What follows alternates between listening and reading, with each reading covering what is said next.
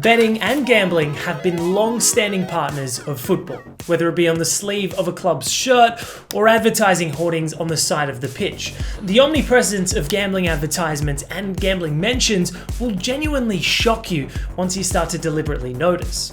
Ivan Toney was banned for 8 months last season after being charged with various betting offences by the FA.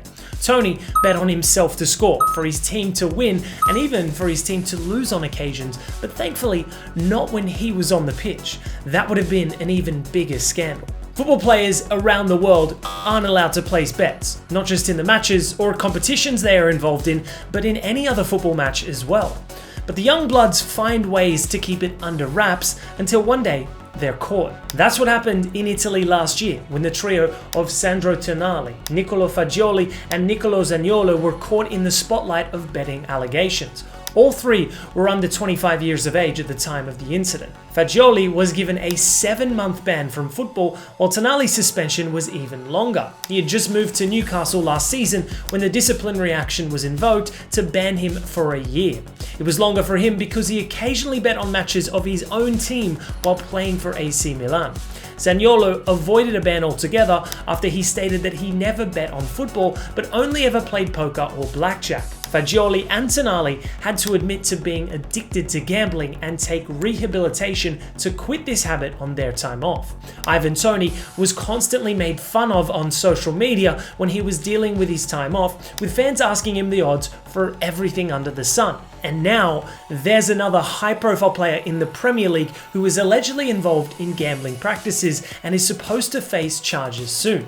This young star, with a €100 million price tag on his name, could end up having his promising career derailed with allegations of deliberately getting a yellow card on more than one occasion in the Premier League. Can you guess who it is? If you're not sure, keep watching to find out. But the problem is much bigger than just a few players occasionally placing bets in football. The betting problem is so tightly entwined into the culture and commercialization of football that once you look closely, it's easy to imagine how deep the problem runs. Let's take a look at the recent and past betting scandals in football and why the problem is much bigger than we actually think.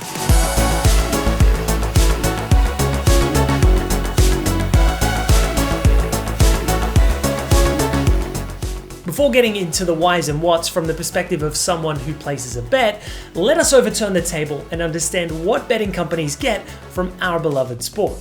As football is undisputably the biggest sport on the planet, it converts to the biggest potential customer base as well for betting companies. Let's get one thing straight. Sports betting in itself is not wrong, obviously, but it is dangerous. It's dangerous like any other addiction is dangerous. It keeps getting harder to quit as you keep going. Some people are more susceptible to falling victim to this downward spiral, chasing that one big payout will never come. But let's leave the moral lessons for another day. We'll focus on how these betting traps aren't down to bad luck, but deliberately great design. Since football started, betting has always been involved. Over the past century, and especially since the rapid commercialization of football in the 90s, the global viewership of the game has gone up phenomenally. With this rise, betting companies have carefully crafted a market that you can cater to such volumes, and today, you can place a bet on pretty much anything in a match. From the number of corners for a team in one half to shots on target by a player, it's an endless limbo of odds. Digitization and the internet changed the game even further, and sports betting companies found themselves sitting on a goldmine. Earlier, you might give it a second thought if you had to go up to the bookies and pay cash to purchase a slip before placing a bet.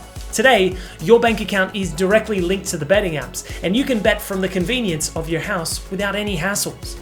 Gambling can be enjoyable if done recreationally, but the dark side of the industry is that these companies want you to get addicted. The addictive gamblers are the ones who fill up the company's treasures, and the organization knows this. They prey on the vulnerable and aggressively target younger generations who have more of a risk appetite. But the general public apart, it seems that even the high-earning professional footballers aren't safe from the clutches of these odds.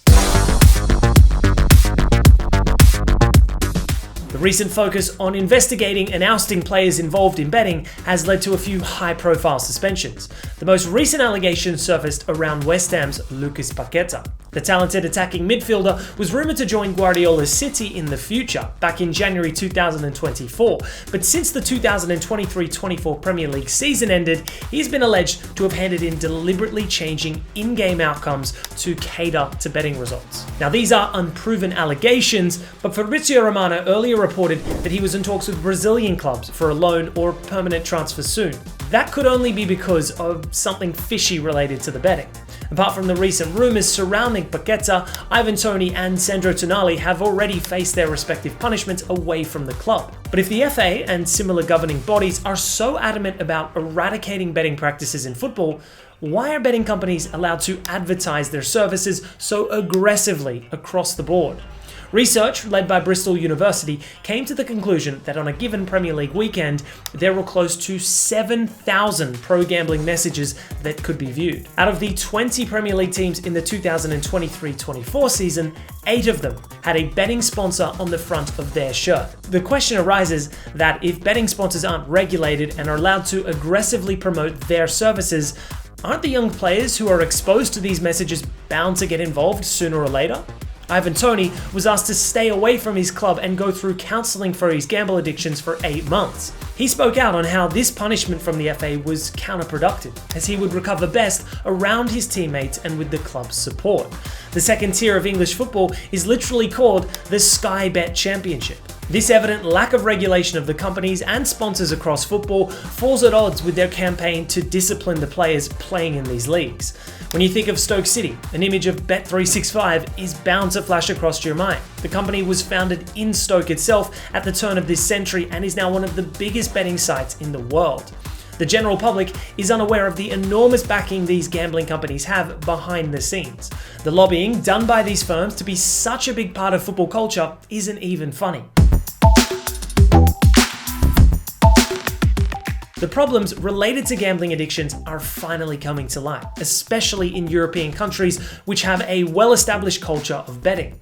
Over time, betting has only gotten easier to get into and much more accessible across classes. Studies show a consistent rise in gambling-related debt across England and Italy in particular. You might ask why professional footballers who earn good money end up getting into gambling then. That's a fair question. The betting industry is extremely well poised when it comes to offering ease of entry. Yes, footballers who earn good money probably don't need to take these risks, but the risky part of it is what drives young players to try their hand at it in the beginning. Over time, this adrenaline rush turns into an addiction rather than a practical or recreational activity. It's impossible to watch a European match in any of the top European leagues and not come across a pro-gambling message. Betting companies have spent huge amounts of money on research to be able to say that advertising and gambling related problems are exclusive, and hence the sponsorships and hoardings promoting them shouldn't be regulated. But slowly, over time, the issues and addiction have become too evident to be hidden behind phony research conclusions. Although the involvement of players in betting scandals isn't just a modern problem, the awareness surrounding it has definitely stepped up. Responsible gambling advertisements have shot up, and the silver lining is that at least people are acknowledging that a gambling problem exists. Awareness campaigns against the vices of gambling are starting to gain traction. After a huge outcry, the Premier League agreed to ban front-of-shirt gambling sponsors from the 2026-27 season onwards. But again, the front-of-shirt sponsors are less than 10% of pro-gambling messages viewable across a given football match day. The model that's used by betting companies is so lucrative for first-time viewers that the working class, and especially younger people, find themselves trying it out. The lucrative opening is deliberately given by these companies because they know how addictive and adrenaline-rushing the activity can get. They bank on these new-timers to win enough money initially to keep them hooked. And before you know it, it's not about the money anymore, but just another rush. While there is a silver lining, it needs to be addressed with care. The betting organizations are ruthless and use unethical means to get younger people hooked on their products at an impressionable age. They give out free spins and bonus rewards to make sure you find it extremely hard to ever let go of. In football-dominated countries, the marketing these gambling firms do isn't outright about their services or slot machines. They market football to football-loving consumers. The odds of Jamie Vardy scoring against Tottenham in his first season back to the Premier League are easily engaging for gamblers to make a punt on.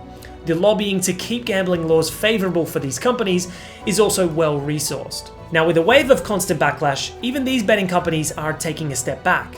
They're getting involved in responsible gambling campaigns and making people aware of the dangers involved. But don't be fooled by their chameleon nature, which is only visible now to blend in with the backlash. Once it simmers down, they will be back at it like they have been before. So do you think gambling advertising should be permanently removed from football? Let us know in the comments below.